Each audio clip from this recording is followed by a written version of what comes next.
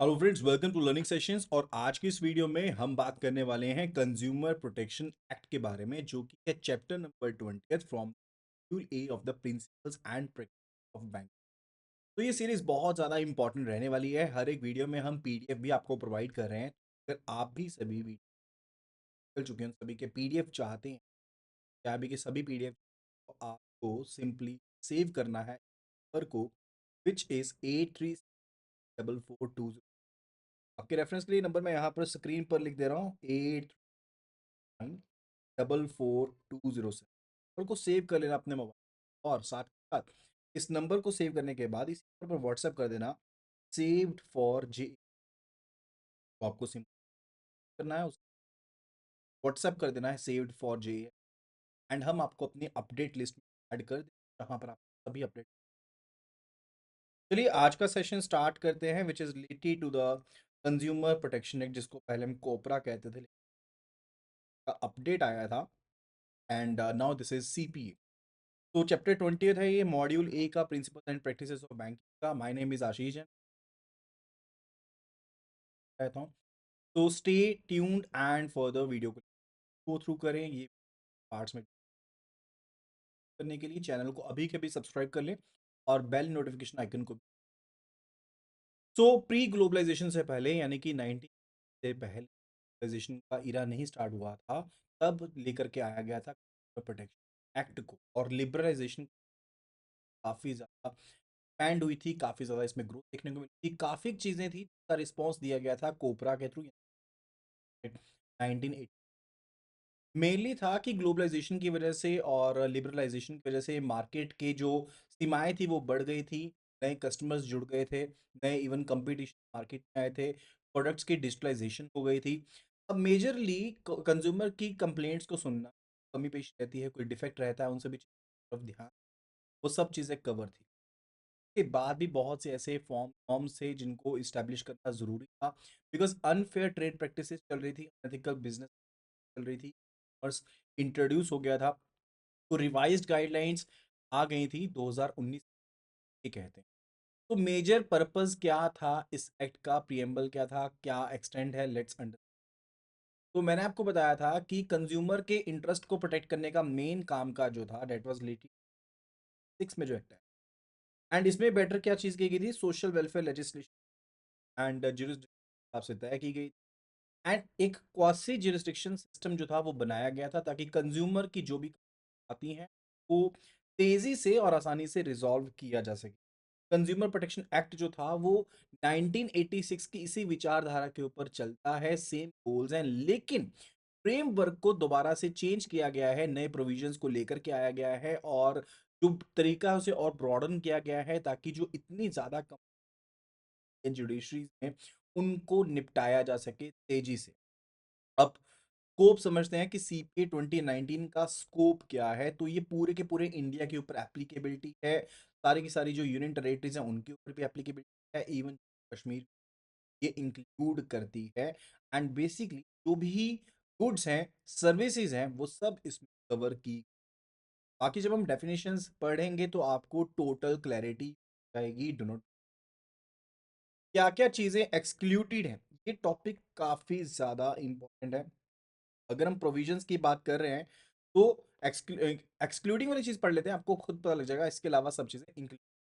सबसे पहली चीज है गुड्स फॉर रीसेल, यानी कि अगर आपने आगे बेचा है तो वो कंज्यूमर प्रोटेक्शन एक्ट में कवर नहीं है। यानी कि अगर एक रिटेलर ने बल्क में इलेक्ट्रॉनिक्स को परचेज किया आगे बेचने के लिए, नॉट फॉर देयर ओन, तो वो कंज्यूमर प्रोटेक्शन कवर नहीं होगा, बिकॉज जो परचेजर है वो वहां पर कंज्यूमर नहीं हुआ। कंज्यूमर होता है and user of the product और सर्विस, राइट।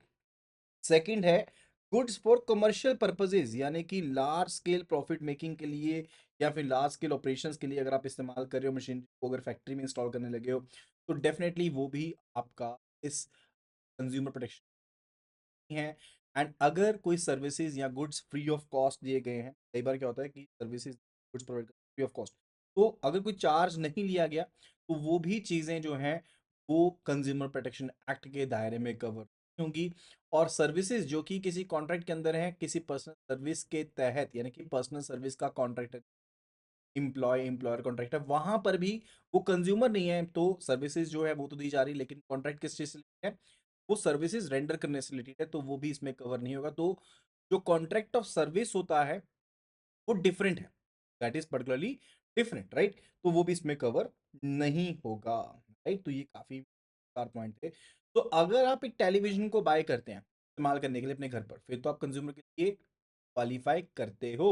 लेकिन अगर आपने 50 टेलीविजन परचेज किए हैं उनको आगे बेचने के लिए अपने स्टोर में, तो आप कमर्शियल यूज के लिए लेकर के जा रहे हैं, एक्चुअली नॉट कवर्ड अंडर, तो this covered under the PPA, consumer protection cover नहीं होगा, राइट। अब जो कंज्यूमर प्रोटेक्शन एक्ट है, सीपीए है, this is not having an overriding, very important thing है कि अगर कोई और एक्ट भी आता है एंड वहां पर कोई बताई गई है, तो आपका सीपीए जो है वो एक सप्लीमेंट्री गाइडलाइन जरूर प्रोवाइड करता है, लेकिन ओवर राइडिंग इम्पैक्ट नहीं होता। ऐसा नहीं है कि अगर एक्ट है कोई और तो जो सीपीए वाला एक्ट है वो उसके ऊपर चलेगा, no, that basically provides a supplementary information. तो ये सप्लीमेंट की तरह एक्ट करेगा, बट ये रिप्लेस नहीं करेगा पिछले या नए किसी एक्ट को, सुपरसीड नहीं करेगा, राइट। तो ये जो एक्ट है सीपे का सिर्फ एक एडिशनल रेमेडी प्रोवाइड करता है कि भाई इसके थ्रू आप रेजोल्यूशन कर सकते हो, लेकिन भाई इसके तहत आप किसी और एक्ट को ओवरराइड नहीं करते। मान लो कोई स्पेसिफिक कानून है जो टेलीकॉम डिस्प्यूट से लेकर के है, कंपनसेशन उसके तहत प्रोवाइड की जाती है। तो सीपी 2019 जो है जनरली कंज्यूमर के रिलेटेड रेमेडीज प्रोवाइड करता है, तो टेलीकॉम से रिलेटेड भी उसमें जो पर्टिकुलर डिसीजन है दिया जा सकता है, लेकिन इसका ओवरराइडिंग इम्पैक्ट नहीं होगा किसी दूसरे एक्ट पे, राइट।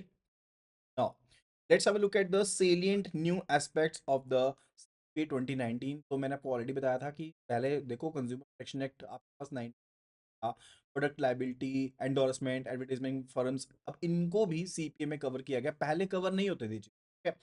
अब बेसिकली जो नए कस्टमर्स हैं, नई टेक्निक्स हैं, उनको भी इसमें शामिल किया गया है ताकि ज़्यादा बेटर प्रोटेक्शन जो है प्रोवाइड की जा सके, चाहे आप ई ट्रांजेक्शन करते हैं, ऑनलाइन शॉपिंग करते हैं, टेली शॉपिंग करते हैं, डायरेक्ट सेलिंग है, या फिर मल्टी लेवल मार्केटिंग, एमएलएम जिसको हम कहते हैं, वो सब चीज़ें अब इसके दायरे में शामिल की गई हैं।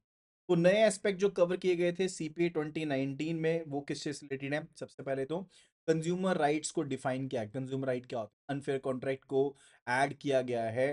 प्रोडक्ट लाइबिलिटी एक्शन ऐड किया गया है कि प्रोडक्ट की अगर लाइबिलिटी है तो एंडोर्समेंट करने वाले की क्या कमी पेशी रहेगी। एंडोर्समेंट पता क्या होती है? जैसे मान लो कि एक पर्सन है ए, ये पर्सन इन्फ्लुएंसर है सोशल मीडिया, राइट, एंड ये बिना ये कहे कि ये किसी की एडवर्टीजमेंट कर रहा है, पेड प्रमोशन कर रहा है, ये चीज़ों के बारे में बेनिफिट बताई जा रहा है अपने सोशल मीडिया अकाउंट के ऊपर, राइट। तो ये डिपिक्टिंग एडवर्टीजमेंट है एंड डेफिनेटली ये एंडोर्सर को मिलनी, राइट। जैसे कि कोई धनलक्ष्मी यंत्र बेच जाए आपको, ठीक है, कहे कि 10,000 रुपए का यंत्र है एंड आपको तो इससे कमाई होगी, वो धोखाधड़ी है भाई। उसको प्रमोट जो कर रहा है पर्सन, अगर कोई सेलिब्रिटी भी प्रमोट कर रहा है उसको, तो वो एंडोर्सर है, तो एंडोर्सर के ऊपर भी अब एक्शन लिया जा सकता है, राइट। इन सभी प्रोविजन के बारे में हम आगे पढ़ेंगे, राइट। तो stay tuned for the video. फिर बात आती है कि डिजाइन रिलेटेड एस्पेक्ट्स को भी कवर किया गया है, e commerce and electronic service provider को भी इसमें कवर किया गया है, एडवर्टीजमेंट एंड फर्दर एंडोर्समेंट्स भी इसमें शामिल हैं, एक्सप्रेस वारंटी पैरामीटर भी इसमें ऐड किए। ये सारी डेफिनेशन हम आगे कवर करने वाले हैं। इसके अलावा manufacturer, product seller and product service provider में क्या डिफरेंस होता है, ये सब चीज़ें हम पढ़ने वाले हैं। सबसे पहले पढ़ते हैं कि कंज्यूमर कौन होता है। कंज्यूमर वो पर्सन होता है जो कंसीडरेशन पे करते हुए गुड्स या सर्विसेज को परचेज, यानी कि या तो उसने पेमेंट पे कर दी है, या उसने प्रॉमिस कर लिया है कि वो पेमेंट पे कर देगा, या तो फुल या पार्शली उसने पेमेंट कर दी है, या हो सकता है उसने किश्तों में पेमेंट करनी हो। तो कोई भी ऐसा पर्सन जो किसी कंसीडरेशन के लिए गुड्स को बाय करता है वो, और साथ के साथ वो पर्सन भी जो ऐसे किसी गुड्स को किसी और पर्सन के लिए परचेज करता है उस बायर के अप्रूवल के साथ, वो सब पर्सन जो है वो कंज्यूमर की डेफिनेशन में शामिल हैं। लेकिन अगर आपने रीसेल पर्पस के लिए या फिर आपने कमर्शियल पर्पस के लिए अगर गुड्स को ऑब्टेन किया है पैसे देकर के, तो आप कंज्यूमर की डेफिनेशन नहीं हो गया, ठीक है? तो यहाँ पर ये कट मैंने इसलिए बता दिया कि ये पार्ट ओमिटेड है, एक्सक्लूडेड, राइट? इसी तरह से अगर आप कोई सर्विस को ऑब्टेन करते हो, हायर करते हो कंसिडरेशन अपने लिए किसी थर्ड पार्टी पर्सन के लिए उसके अप्रूवल के साथ, वो भी शामिल है। लेकिन अगर कमर्शियल पर्पस के लिए करते हो फिर उसमें शामिल नहीं है। कमर्शियल पर्पस का मतलब होता है कि जिससे आप अपनी सेल्फ एम्प्लॉयमेंट नहीं कमा रहे या फिर अपनी लाइवलीहुड के लिए यूज कर रहे हो, वो कमर्शियल यूज। जो बायर्स एनी गुड्स हैं या फिर हायर एनी सर्विसेज है, उसमें ऑफलाइन ऑनलाइन ट्रांजेक्शन्स सभी तरह की शामिल हैं। चाहे वो डायरेक्ट सेलिंग हो, डायरेक्ट मार्केटिंग हो, मल्टी लेवल मार्केटिंग हो, इलेक्ट्रॉनिक मीन्स के थ्रू परचेज किया हो, वो सब इस डेफिनेशन में शामिल किए गए हैं, राइट? तो मोटे तौर पर कहें तो कंज्यूमर कोई भी पर्सन हो सकता है जो कंसिडरेशन पे करता है, यानी कि पैसे पे करते हुए, पैसे पे उसने करने हैं। चाहे अभी के लिए हो सकता है ना पे किए, उसने प्रॉमिस कर दिया कि पे करेगा। चाहे हो सकता है उसने किश्तों में पे किया और चाहे हो सकता है उसने कुछ एक अमाउंट अभी पे कर दिया और बाकी का बाद में पे करेगा। वो पर्सन कंज्यूमर में शामिल होता है। लाइक अगर आप basically if you hire a caterer, ताकि वो प्राइवेट इवेंट के लिए आप हायर करते हैं, तो क्या आप कंज्यूमर हैं? ठीक है, तो क्या आप कंज्यूमर हैं? Yes, you are a consumer. लेकिन अगर आप केटरर को डेली हायर करते हो, राइट, एंड उसकी सर्विसेज आगे प्रोवाइड करते हो ताकि आप एक प्रॉफिट अर्न कर पाओ, तो वो एक कमर्शियल एक्टिविटी हो गई। एंड उस सिनेरियो में आप कंज्यूमर नहीं माने जाओगे because you are not the end user here, right? अब बात करने वाले हैं कंज्यूमर के अधिकारों के बारे में, कंज्यूमर्स के राइट के बारे में। तो राइट टू बी प्रोटेक्टेड, यानी कि अपने आप को बचाने का जो अधिकार है। जो भी गुड्स की मार्केटिंग करी जा रही है, प्रोडक्ट्स की मार्केटिंग करी जा रही है, सर्विसेज की मार्केटिंग करी जा रही है, हो सकता है वो नुकसानदायक हो उस पर्सन की प्रॉपर्टी के लिए, परचेजर की प्रॉपर्टी के लिए, उसकी जान के लिए, या हो सकता है कि उसके लिए वो किसी तरह से मेडिकली भी अनफिट हो, ठीक है? तो वहां पर कंज्यूमर का अधिकार है अपने आप को सेफगार्ड करने में। दूसरा है कि कंज्यूमर को इंफॉर्मेशन प्रोवाइड होनी चाहिए कि उसकी प्रोडक्ट की क्वांटिटी क्या है, उसकी क्वालिटी कैसी है, उसका स्टैंडर्ड क्या है, प्रोडक्ट की क्वालिटी का, प्राइस क्या है गुड्स का। ये सब चीजें पता होनी चाहिए ताकि अनफेयर ट्रेड प्रैक्टिसेस ना हो। और साथ ही साथ कंज्यूमर के पास ये भी अधिकार होना चाहिए कि उसके पास पॉसिबल एक्सेस हो वैरायटी ऑफ गुड्स का, ताकि मोनोपोली ना हो। ऐसा ना हो कि मोनोपोली एग्जिस्ट कर रही हो, अगर मोनोपोली कोई बना करके बैठा है तो वो भी कंज्यूमर के राइट का एक हनन है। उस चीज का भी ध्यान रखना पड़ेगा। एंड फर्दर अगर कोई दिक्कत आती है तो रिड्रेसल का एक पॉइंट होना चाहिए, रिड्रेसल का एक पॉइंट होना चाहिए।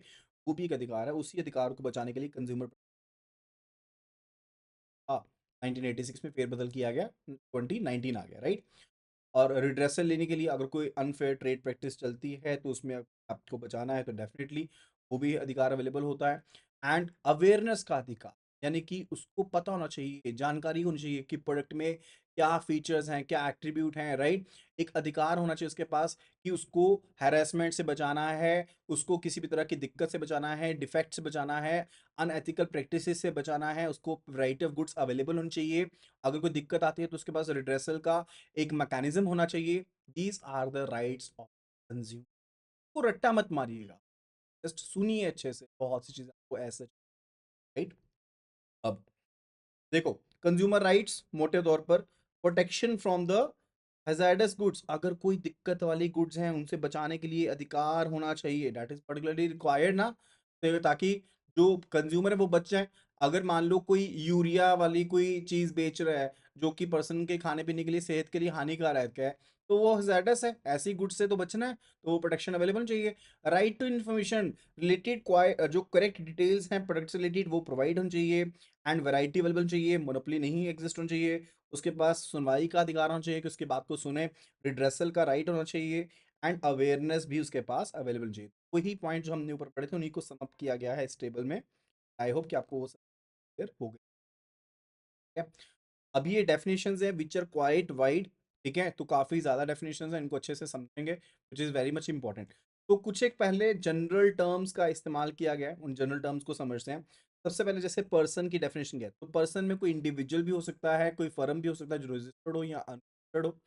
इवन एचयूएफ भी इसमें शामिल रहते हैं, कोऑपरेटिव सोसाइटी भी शामिल है, एसोसिएशन ऑफ पर्संस भी शामिल है, कोई भी एजेपी यानी कि आर्टिफिशियल जुडिशियल पर्सन भी हो सकता है, यानी कि किसी भी कैटेगरी का पर्सन, चाहे वो लीगल है चाहे वो एक नेचुरल ह्यूमन है, वो इसमें शामिल किया। इस्टेब्लिशमेंट की अगर डेफिनेशन, सिंपल डेफिनेशन की बात करते हैं, तो इस्टेब्लिशमेंट कोई भी एडवर्टाइजिंग एजेंसी या कोई कमीशनिंग एजेंट भी हो सकता है, मैन्युफैक्चरिंग या फिर ट्रेडिंग एंटिटी भी हो सकती है। इस्टेब्लिशमेंट कुड बी एनीथिंग, यानी कि जो बेच रहा है वो भी हो सकता है, जो बना रहा है वो भी हो सकता है, जो होलसेल कर रहा है वो भी हो सकता है, कोई एडवर्टीजमेंट कर रहा है वो भी हो सकता है। Anything could be the establishment, right. Branch office किसी भी इस्टेब्लिशमेंट का, जो भी ऑफिस जिसके थ्रू सर्विसेज प्रोवाइड की जा रही है, उसका ब्रांच ऑफिस कहलाएगा। एडवर्टीजमेंट कुछ भी हो सकती है which is visually publicly available, कोई representation, video announcement etcetera, website के थ्रू हो सकता है, कोई सर्कुलर के थ्रू, लेबल के थ्रू हो सकता है। And when we talk about the endorsement, तो अगर एडवर्टीजमेंट के कॉन्टेक्स्ट में हम बात करते हैं, तो कोई भी मैसेज, कोई स्टेटमेंट, कोई डेमोन्स्ट्रेशन जो दी गई है, लाइक लेट्स से कोई पर्टिकुलर डिपिक्शन दी गई है, किसी प्रोडक्ट के बारे में बता दिया कि इसमें तो आपको जैसे मान लो कोई बैंक था, बैंक ने लिख दिया कि लोकल चेक आपके सेम डे क्लियर हो जाएंगे, ठीक है। एंड फर्दर उसने एक स्टेटमेंट दे दी है, not not any conditions apply और समथिंग, कुछ भी नहीं लिखा, जस्ट एक स्टेटमेंट दे दी कि आपको आपके विद इन 1 डे आपका चेक क्लियर हो जाएगा, लोकल क्लियरिंग क्लियर हो जाएगी। तो वो काइंड ऑफ एक एंडोर्समेंट दी जा रही है, right. And it could be also related to some individual, like मैंने आपको एंडोर्सर के बारे में बताया था कि एंडोर्सर क्या होते हैं, जो किसी चीज के बारे में बता रहे हैं वो भी एंडोर्सर होते हैं, यानी कि इन्फ्लुएंसर्स जो हम कहते थे वो भी एंडोर्समेंट में शामिल होते हैं। तो it could be related to anything, it could be related to some name, it could be related to some logo, some institution जो इन्फ्लुएंस कर रहे हैं लोगों की परसेप्शन के ऊपर, ठीक है, जो बढ़ावा दे रहे हैं उस चीज को। कोई भी चीज हो सकती है, could be anything, right. And example के तौर पर समझो, एक सोशल मीडिया इन्फ्लुएंसर हैं, एक वीडियो रिव्यू पोस्ट करते हैं यूट्यूब के ऊपर, इंस्टाग्राम के ऊपर, जो सिर्फ पॉजिटिव चीजें बताते हैं एंड लिखते नहीं कि ये पेड प्रमोशन है, नेवर रिवील्स कि ये पेड प्रमोशन है, स्पॉन्सरशिप है। तो ये इनको लायबल माना जा सकता है, the person could be head liable under the endorsement, because उन्होंने बताया ही नहीं है, क्योंकि उनके जो क्लेम है वो डिसेप्टिव हो सकते हैं, धोखाधड़ी वाले हो सकते हैं, ठीक है। तो यहाँ तक का एक समरी टेबल जो है हम कवर कर लेते हैं, so that it could be helpful to you, right. फटाफट से इसको गो थ्रू करते हैं। तो basically we read about the introduction, की इंट्रोडक्शन जब इसका हुआ था सीपीए का 1986 में, उसके बाद द 29 में फेरबदल किए गए थे। After that we read about the purpose and the preamble of the same, and ये एक्ट का कोई भी ओवरराइडिंग इफेक्ट नहीं होता है दूसरे किसी एक्ट के पर। और साथ के साथ कुछ एक्सेलेंट एस्पेक्ट समझे थे कि this is covering the advertising claims, endorsements, e commerce, electronic service providers, express warranties etcetera. अभी इन सभी की डेफिनेशन पेंडिंग है, सो स्टे ट्यून्ड, राइट। और कंज्यूमर क्या होता है, जो ऑफलाइन ऑनलाइन किसी भी तरीके से चीज़ों का इस्तेमाल कर रहा है, but for a consideration, right. Resale और कमर्शियल पर्पजेज इसमें शामिल नहीं है। Then we read about the consumers right, क्या क्या अधिकार होते हैं, and further we read about some definition so far, right. Now let's learn the another set of definitions, and this is related to the commercial terms, ठीक है। तो commercial terms के बारे में हम पढ़ने वाले हैं यहाँ पर, कमर्शियल टर्म्स क्या होती हैं। First of all it's related to the goods, ठीक है। तो सबसे पहले गुड्स के बारे में, गुड्स का मतलब होता है कि कोई भी मूवेबल प्रॉपर्टी, कोई भी मूवेबल प्रॉपर्टी जिसमें फूड भी शामिल रहता है, राइट, वो सभी गुड्स की कैटेगरी में आती हैं। एंड सर्विस की बात करें तो सर्विस इज बेसिकली टू, कि जब आप पोटेंशियल किसी यूजर को कोई चार्ज लेते हुए सर्विसेज प्रोवाइड करते हो, और उसमें क्या क्या फैसिलिटीज हो सकती हैं, जैसे बैंकिंग की जो सर्विसेज है वो आप प्रोवाइड कर रहे हो, या फिर कोई भी सर्विसेज जो आप प्रोवाइड कर रहे हो। इसके अलावा इसमें टेलीकॉम सर्विसेज, एनर्जी से रिलेटेड, या कोई भी सर्विसेज इसमें शामिल। लेकिन अगर फ्री ऑफ कॉस्ट कोई सर्विस रेंडर की गई है तो वो इसमें शामिल नहीं रहेगी, राइट। थर्ड जो है definition, that's related to the product, product से रिलेटेड डेफिनेशन है। तो प्रोडक्ट में कोई भी गुड्स, कोई भी आर्टिकल, कोई भी रॉ मटेरियल कवर होता है, चाहे वो लिक्विड फॉर्म में है, सॉलिड फॉर्म में है, गैस है, जिसकी खुद की कोई वैल्यू है और जिसको डिलीवर किया जा सकता है, या तो एज ए सिंगल कंपोनेंट, या असेंबल करते हो जिसको डिलीवर किया जा सकता है, दैट्स अ प्रोडक्ट। जैसे कि मान लो स्मार्टफोन है, वो एक फिनिश्ड प्रोडक्ट है, यानी कि पूरा का पूरा बना हुआ फिनिश्ड प्रोडक्ट है, ठीक है। लेकिन अगर उसकी चिप भेजी गई है, जो एक रॉ पर्टिकुलर उसका क्या हो सकता है, that could be to the processor chip, उसका एक पार्ट है, ठीक है। तो वो भी प्रोडक्ट की डेफिनेशन में शामिल है। इसके अलावा अगर मान लो रॉ मटेरियल भी है, अगर रॉ मटेरियल की भी बात करते हैं, तो वो भी इवन प्रोडक्ट की डेफिनेशन में शामिल रहेगा, टेक अ नोट, ठीक है। फिर बात आती है डिजाइन के बारे में। तो डिजाइन जो है that could be related to कि करेक्टरिस्टिक्स कैसे हैं उसके, किसी भी चीज के, किसी भी प्रोडक्ट के करेक्टरिस्टिक्स कैसे हैं, सर्विसेज के करेक्टरिस्टिक कैसे हैं, उसका फिजिकल या फिर मटेरियल करेक्टरिस्टिक है, that is known as the design, ठीक है, और इसमें इंटेंडेड या फॉर्मुलेशन या कंटेंट कुछ भी शामिल है। And further this is the main thing, फिर इसको डिजाइन कर, तो कोई पर्टिकुलर बॉटल है, वाटर बॉटल है, ठीक है, उसकी क्या डायमेंशंस हैं, क्या मटेरियल की बनी है, क्या उसका शेप है, that could be the design of it, right. फिर बात आती है एक्सप्रेस वारंटी के बारे में। ये मैंने आपको ऑलरेडी ऊपर भी बताया था, ये अभी ऐड की गई सब चीज़ें, इवन डिज़ाइन भी अब ऐड किया गया है, definition express warranty is also added to it, right. तो जैसे मान लो कि एक हम एग्जांपल के थ्रू समझते हैं, एक स्मार्टफोन है कंपनी, ठीक है, तो वो लिख करके दे रही है अपनी एडवर्टीजमेंट पैम्फलेट के ऊपर लिख करके दे रही है that this phone is water resistant up to 2 metres for 30 minutes, ठीक है। तो वो एक एक्सप्रेस्ड वारंटी दे रहे हैं, एक्सप्रेस मतलब जो उन्होंने एक्सप्रेस कर दी, एक होती है इम्प्लाइड, एक होती है एक्सप्रेस, जो उन्होंने एक्सप्रेस करी है, अपना बता दिया, ठीक है, पैम्फलेट के ऊपर बता दिया या किसी एडवर्टीजमेंट बता दिया, एंड कोई टर्म्स एंड कंडीशन लिखा, तो एक एक्सप्रेस वारंटी मिल गई कि हाँ भाई ये चीज़ तो हो रही है, राइट। कोई मटेरियल स्टेटमेंट है, कोई प्रॉमिस है, कोई डिस्क्रिप्शन है जो बता रही है इस चीज़ को, कंफर्म करती है कि ये चीज़ इसमें होगी। अगर वो चीज़ ऐसी नहीं होती है तो वो आपकी कंडीशन वाइड होती है, एंड उसके ऊपर कंज्यूमर प्रोटेक्शन एक्ट में जाया जा सकता है, राइट। फिर बात आती है related to third factor, significant trade and channel related जो टर्म्स होती हैं ट्रेड चैनल रिलेटेड के बारे में। अब चैनल क्या होता है, डिलीवरी चैनल्स होते हैं, जैसे सबसे पहले मैन्युफैक्चरर है, एंड फिर उसके बाद आ गया आपके पास होलसेल पर्सन आ गया, फिर रिटेलर आ गया, फिर एंड कंज्यूमर, है तो वो चैनल है एक, राइट, उसके बारे में बात करें। मैन्युफैक्चरर कौन होता है, वो कोई भी पर्सन जो पर्टिकुलर गुड्स को या पार्ट्स जो होते हैं उनको बनाता है। तो एक तो हो गया मैन्युफैक्चरर जिसकी फैक्ट्री है, जो बना रहा है उसको, ठीक है, दूसरा हो गया जो मैन्युफैक्चरर के पार्ट्स लेकर के आ रहा है अलग अलग जगह से, एंड उनको क्या कर रहा है, the person is simply assembling that particular product, right. अपने चाइना से सभी जो पार्ट्स थे वो मंगवा लिए, एंड आप यहाँ पर इंडिया में अपनी फैक्ट्री लगा करके उसको असेंबल कर रहे हो, ठीक है। तो आप भी क्या हो, मैन्युफैक्चरर हो, एज पर द डेफिनेशन आप भी क्या हो, मैन्युफैक्चरर हो। और further puts or causes to be put down on mark, यानी कि किसी और पर्सन की गुड्स थी, ठीक है, उनको लेकर के आए एंड उसकी फैब्रिकेशन कर दी, उसके ऊपर अपना थप्पा लगा दिया, अपना मार्का लगा दिया, वो भी क्या है, आप तब भी मैन्युफैक्चरर बन जाते हो, ठीक है। तो ध्यान रखना इस डेफिनेशन का, इंपॉर्टेंट है, राइट। फिर बात आती है एग्जाम्पल की बात करते हैं इसकी।